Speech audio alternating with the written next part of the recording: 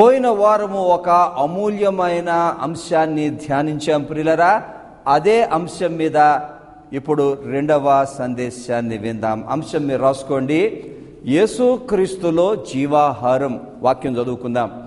యోహాను సువార్త 6వ అధ్యాయం 35వ వచనము. అందుకు యేసు వారితో ఇట్లనెను, జీవాహారమును నేనే, నా యొద్దకు వచ్చువాడు ఏమాత్రము ఆకలిగొనడు, నా యందు విశ్వాసముంచువాడు ఎనడును దప్పిగొనడు. యేసు ప్రభు తనను గూర్చి ఎన్నో అమూల్యమైన మాటలు సెలవిచ్చుకున్నారు. ఇక్కడ ఏమంటున్నారు? జీవాహారమును నేనే అంటే మనిషికి జీవాన్నిచ్చువాడును నేనే. మీలో ఇంకా ఎవరైనా యేసు క్రీస్తును మీ సొంత రక్షకునిగా ప్రభువుగా అంగీకరించకపోతే వెంటనే అంగీకరించండి, రక్షణ పొందండి.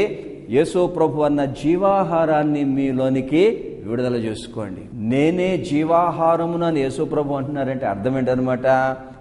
ఆయన దేవుడు గనుక ఆయనలో ఉన్న ఆ దేవుని జీవం యేసు ప్రభు అన్న జీవాహారము ద్వారా మన కుటుంబాల్లో, దాంపత్యాల్లో, మన సంఘాల్లో మనం పొందినప్పుడు ఆ దేవుని జీవముతో మనము, మన బిడలు, మన కుటుంబాలు, సంసారాలు దాన్ని పొంది జీవించగలిగితే ప్రియులరా, దానికి మించిన జీవం ఈ లోకములో ఎక్కడ దొరకదు. ముందుకెళ్దాం. యేసు ప్రభువు మాత్రమే జీవాహారమును నేను అని అనగలిగారు. ఎందుకంటే ప్రియులరా, జీవాహారముగా ఉండుటకు యేసు ప్రభువు మాత్రమే ఒక పని చేశారు.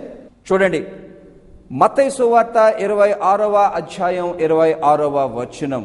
వారు భోజనము చేయుచుండగా యేసు ఒక రొట్టెను పట్టుకొని దాన్ని ఆశీర్వదించి విరిచి తన శిష్యులకిచ్చి, మీరు తీసుకొని తినుడి, ఇది నా శరీరం అని చెప్పాను.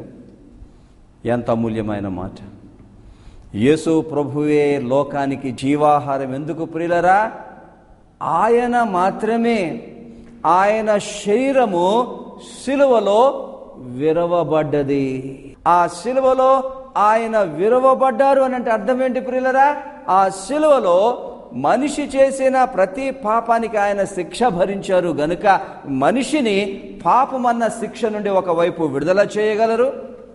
ఆ శిలువ పాప పరిహారము ద్వారా మనిషి జీవానికి, సమృద్ధి జీవానికి, నిత్య జీవానికి వ్యతిరేకముగా ఉన్న దుష్ట శక్తులన్నిటిని ఆయన జయించారు గనుక ఆయన జీవాహారము అవ్వగలిగారు.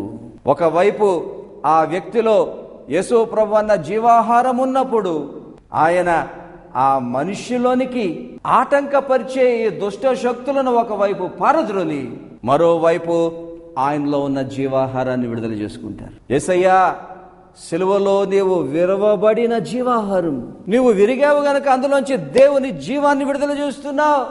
ఇదిగో నాకు, నా కుటుంబానికి విరువబడిన నీ సిలువ శరీరము ద్వారా, నీ సిలువ ద్వారా యేసయ్యా నాకు నీ జీవము కావాలి, నాకు జీవాహారము కావాలి అని ప్రార్థన చేయాలి ప్రియులరా. అప్పుడు జీవితాలు బాగుపడతాయి, సంసారాలు బాగుపడతాయి, కుటుంబాలు బాగుపడతాయి, అన్నిటికంటే ఎక్కువగా మన సంఘాలు బాగుపడతాయి. పోయిన వారం 2 జీవాహారాలు చెప్పాను యేసు ప్రభువులో ఉన్న. ఒకటి భౌతిక ఆశీర్వాదాలన్న జీవాహారం, రెండవది ఆధ్యాత్మిక ఆశీర్వాదాలన్న జీవాహారం. ఈరోజు యేసు ప్రభు అన్న జీవాహారములో నుండి ఇంకా 2 జీవాహారాలు చూద్దాం. యేసు ప్రభువు మనకు శ్రమల్లో జీవాహారం. చూడండి, 2వ కొరింథీ పత్రిక 4వ అధ్యాయం 7వ వచనము 11వ వచనం. ఆయనను ఆ బలాధిక్యము మా మూలమైనది కాక దేవునిదై ఉండునట్లు మంటి ఘటములలో ఈ ఐశ్వర్యము మాకు కలదు. 11వ వచనం. ఏలైనగా, జాగ్రత్తగా వినండి, యేసు యొక్క జీవము కూడా మా మర్త్య శరీరమందు ప్రత్యక్షపరచబడినట్లు సజీవులమైన మేము ఎల్లప్పుడూ యేసు నిమిత్తము మరణమునకు అప్పగింపబడుతున్నాం. చాలా లోతైన వచనాలు, చాలా జాగ్రత్తగా అర్థం చేసుకోవాలి. వివరిస్తాను, మీకు తేలిగ్గా అర్థమవుతుంది. ఇక్కడ పౌలు ఏమంటున్నాడు? క్రైస్తవ జీవితాలు మంటి ఘటాలు, అంటే మట్టి పాత్రలు. ఎందుకట?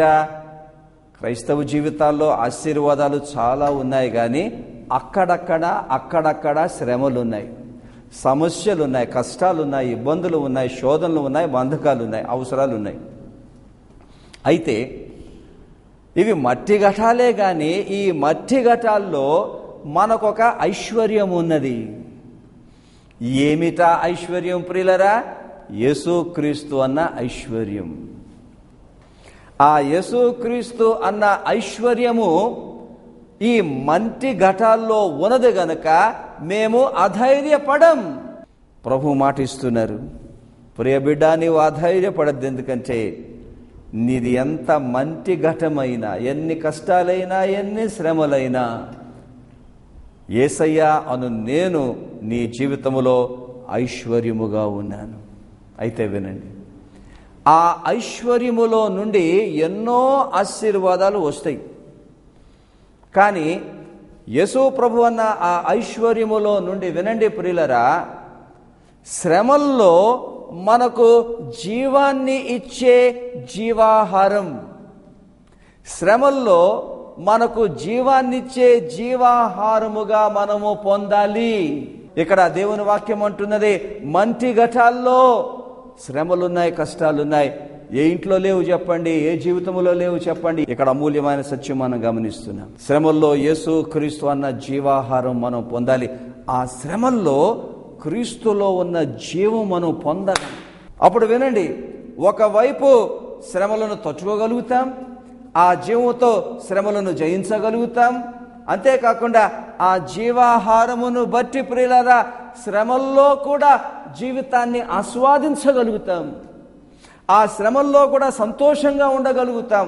ఆ శ్రమల్లో కూడా మనశ్శాంతిగా ఉండగలుగుతాం. ఆ శ్రమల్లో కూడా దృఢంగా ఉండగలుగుతాము. ఎప్పుడు? ఆ శ్రమల్లోనికి క్రీస్తు అన్న జీవం వచ్చినప్పుడే. మర్చిపోద్దు. ఇంకా లోతుకు వెళ్దాం ప్రియులారా. అపోస్తలుడైన పౌలు అంటున్నాడు, నా శ్రమల్లో యేసయ్యే నా జీవాహారం. నా శ్రమల్లో యేసయ్య జీవాహారముగా నాకు ఎలా సాయం చేస్తున్నారో తెలుసా? వినండి ప్రియులారా, 8వ వచనం చదువుతున్నాను. ఎటుబోయినను శ్రమ పడుచున్నను ఇరికింపబడు వారము కాము, అపాయములోనున్నను కేవలము ఉపాయము లేని వారము కాము, తరమబడుచున్నను దిక్కులేని వారము కాము, పడద్రోయబడినను నశించు వారము కాము. ఇక్కడ పౌలు 4 రకాల భయంకరమైన శ్రమలను ప్రస్తావిస్తూ ఉన్నాడు. మరి 4 రకాల శ్రమల్లో యేసు ప్రభు అన్న ఆ జీవం, ఆ జీవాహారము నాకు దొరుకుతున్నది గనుక ఈ 4 రకాల శ్రమల్లో నేను విజయాన్ని పొందుతున్నాను. చూద్దాం ఏంటో. నంబర్ 1, ఎటుబోయినను శ్రమ పడుచున్నను ఇరికింపబడు వారము కాము. ఎంత మంచి మాట అండి. అనుదిన క్రైస్తవ జీవితంలో శ్రమలు వస్తాయి, సమస్యలు వస్తాయి.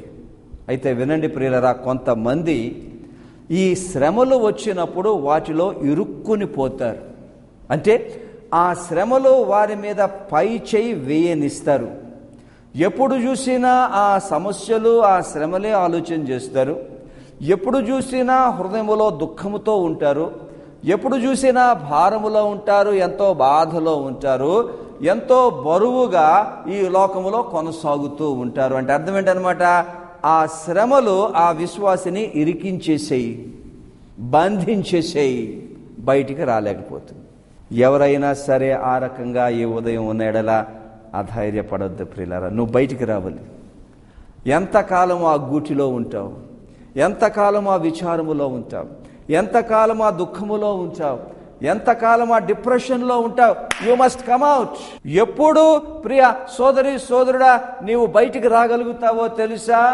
యేసు క్రీస్తు అన్న ఆ జీవాహారము నీలో విడుదలవ్వాలి. ఆ శిలువ శక్తి నీలోనికి విడుదలవ్వాలి. క్రీస్తులో ఉన్న జీవము నీలోనికి విడుదలవ్వాలి. ఎప్పుడైతే యేసు ప్రభువులో ఉన్న ఆ జీవాహారములో ఉన్న జీవము విడుదల అవుతుందో ఆ శ్రమలో నుండి విడుదల వస్తుంది ప్రియులారా. అక్కడక్కడ ఆ శ్రమలు ఒకవేళ తొలగకపోతే ఆ శ్రమలు తట్టుకునే సామర్థ్యము కూడా యేసు ప్రభువులో ఉన్న జీవము అనుగ్రహిస్తుంది. ప్రార్థన చేయండి. 2వ మాట గమనించండి.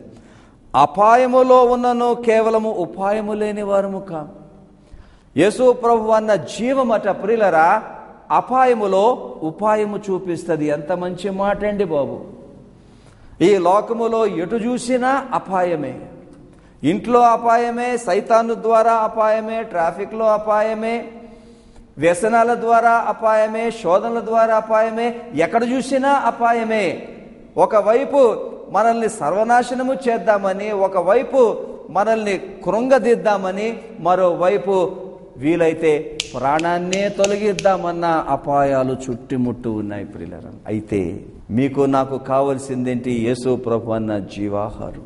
అపాయములో ఉన్నప్పుడు యేసు ప్రభు అన్న జీవము మనలోనికి, మన కుటుంబాల్లోనికి, మన సంసారాలకు విడుదలైనప్పుడు ఎంత అపాయం వచ్చినా ఆ అపాయములో ఉపాయం ఉంటుంది, ఆ ఉపాయం నుండి విడుదల ఉంటుంది, బయటికి రాగలుగుతుంది. చాలా మంది అపాయానికి గురి అవుతున్నారు. ఎందుకు? యేసు ప్రభు అన్న జీవం అన్న ఉపాయము లేదు. ఓ ప్రియ సంగమా, జీవాహారమును నేనే. ఎంత లోతైన భావాలు చూడండి. ఏ ఇంట్లో అయితే, ఏ జీవితములో అయితే, ఏ సంసారములో అయితే, ఏ సంఘములో అయితే యేసు ప్రభు అన్న జీవాహారం ఉంటుందో వారికట జీవితంలో ఎన్ని అపాయాలు వచ్చినా ఆ జీవమే వారికి ఉపాయాన్ని చూపిస్తుంది. ఆ ఉపాయం బట్టి వారు బయటకు వస్తారు, బ్రతికిపోతారు, సమృద్ధివంతంగా జీవించగలుగుతారు. మూడవది చూడండి, తరుమబడుచునను దిక్కు లేని వారము కాము. ఎంత అమూల్యమైన మాటలండి. దేవుని బిడ్డగా కొన్ని సందర్భాల్లో మనం తరమబడుచున్నాం. శ్రమల ద్వారా తరమబడుచున్నాం, శోధనల ద్వారా తరమబడుచున్నాం, పాపముల ద్వారా తరమబడుచున్నాం, సైతాను ద్వారా తరమబడుచున్నాం, మనల్ని ద్వేషించే వారి ద్వారా తరమబడుతూ ఉన్నాం. అయితే ఈ రకంగా తరవబడినప్పుడు చాలా మంది నశిస్తున్నారు ప్రియులారా, దొరికిపోతూ ఉన్నారు, బలైపోతూ ఉన్నారు, జీవితాలు ఎగిరిపోతూ ఉన్నాయి, సంసారాలు సర్వనాశనం అయిపోతూ ఉన్నాయి, జీవితాలు భంగపరచబడుతూ ఉన్నాయి. కాదట, రక్షణ పొందిన బిడ్డ, నీలో యేసు ప్రభు అన్న జీవాహారం ఉండాలి. యేసు ప్రభు అన్న జీవాహారం ఉండి ఆ జీవాహారములో నుండి ఆ జీవము విడుదల అయితే ఆ శిలువ శక్తి, పునరుద్ధాన శక్తి, ఆ విలువబడిన ఆ శరీరములో నుండి క్రీస్తు శక్తి విడుదల అయినప్పుడు ప్రియులరా, ఎవరు ఎవరిని తరిమినా వారు ఎన్నడూ దిక్కులేని వారిగా ఉండరు.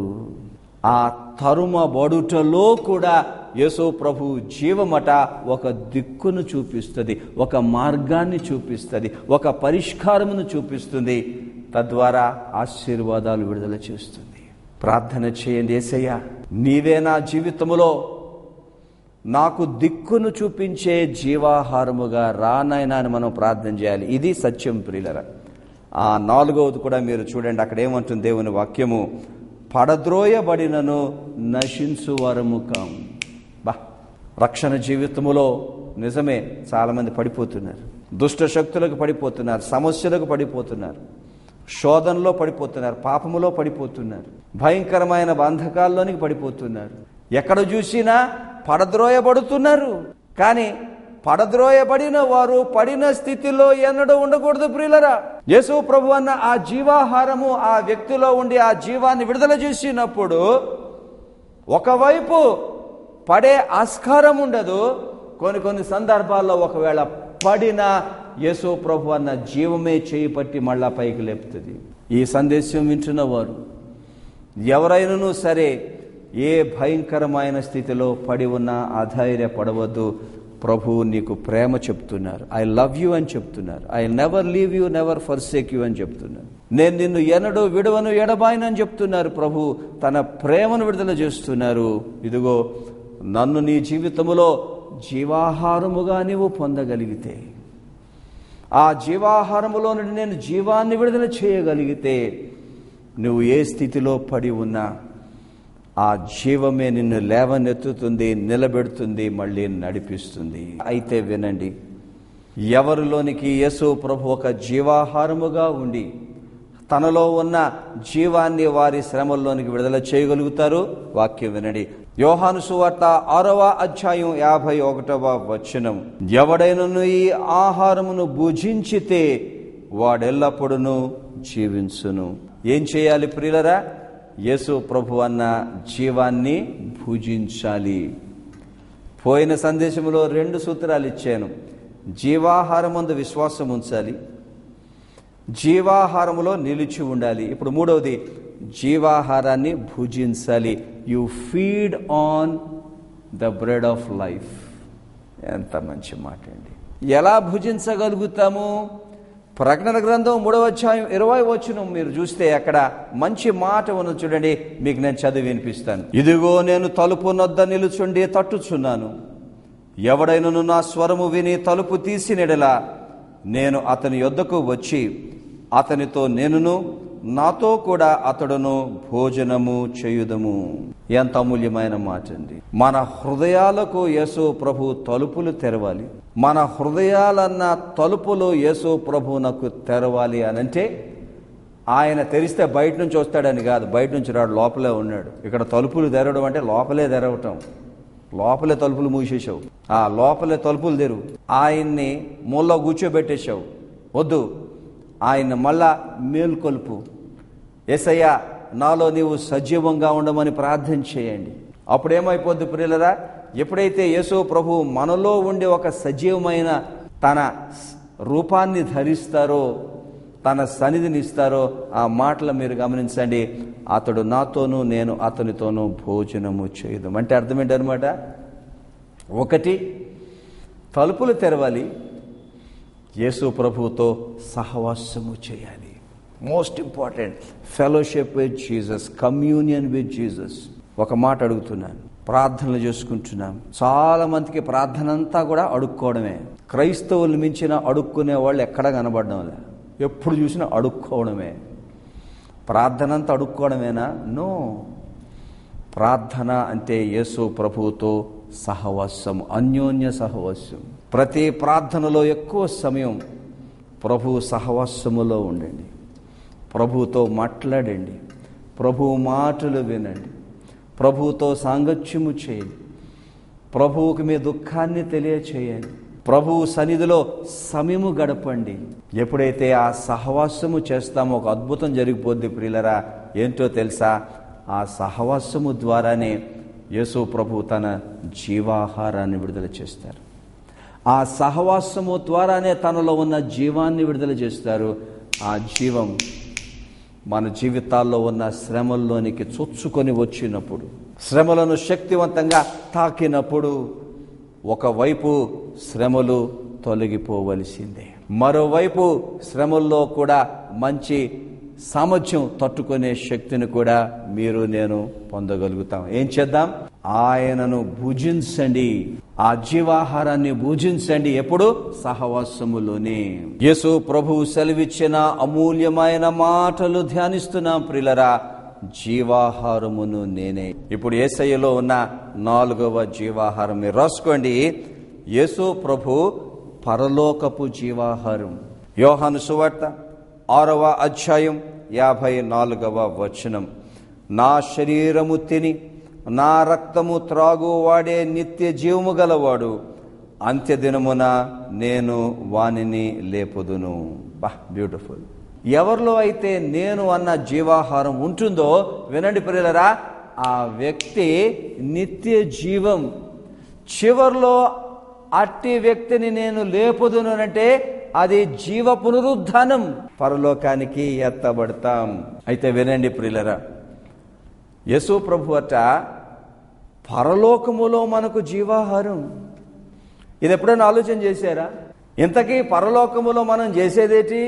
అక్కడ ఏం చేస్తామనంటే యేసు ప్రభు అన్న జీవాహారముతో జీవిస్తాం. పరలోకములో మనము ఎలాంటి జీవాహారాన్ని తిననై ఉన్నామో యేసు ప్రభువే అద్భుతముగా ప్రస్తావించారు. చూడండి, 1 ప్రకటన గ్రంథం 2వ అధ్యాయం 7వ వచనం మీరు చూస్తే, జయించువానికి దేవుని పరదేశులో ఉన్న జీవ వృక్ష ఫలములు భుజింపనిత్తును. అక్కడ ఏం భుజిస్తాం? యోహాను సువార్త 6వ అధ్యాయం 54వ వచనం చూసాం ఇంతాక. ఎవడు నా శరీరాన్ని తింటాడో నా రక్తాన్ని త్రాగుతాడో వానికి నేను నిత్య జీవాన్ని ఇస్తాను అనంటే యేసు ప్రభువే ఆ జీవాహారం. పరలోకములో యేసు ప్రభువే ఆ జీవాహారము. ఆ జీవాహారాన్నే మనం భుజిస్తాము. ఏమిటి ఆ జీవాహారం అంటే మీరు రాసుకోండి ప్రియులరా. యేసు ప్రభువులో ఉన్న 100కి 100 పరిపూర్ణమైన జీవాన్ని పరలోకములో మనం పొంది, అట్టి 100కి 100 పరిపూర్ణమైన జీవముతో పరలోకములో మనం జీవిస్తాం. ఎంత గొప్ప సత్యం! యేసు ప్రభువులో ఉన్న జీవం 100% మనం పొందుతామంటే అర్థమైంది అనమాట. 100% యేసు ప్రభు జీవములో ఏ ప్రతికూలము లేదు, ఏ అసంపూర్ణత లేదు, ఏ కష్టము లేదు, ఏ దుఃఖము లేదు, ఏ అనారోగ్యము లేదు, ఏ కన్నీరు లేదు, ఏ బాధ లేదు, ఏ శ్రమ లేదు, ఏ కష్టము లేదు. అది 100% పాజిటివ్ సమృద్ధి జీవం. ఆ క్రీస్తు జీవములో అంతా దీవెనే ఉన్నది. ఆ క్రీస్తు జీవములో అంతా శాంతే ఉన్నది. ఆ క్రీస్తు జీవములో అంతా సంతోషమే ఉన్నది. ఆ క్రీస్తు జీవములో అంతా ప్రేమే ఉన్నది. వినండి ప్రియులారా, అలాంటి క్రీస్తు జీవముతో పరలోకములో మనం జీవించనే ఉన్నాం.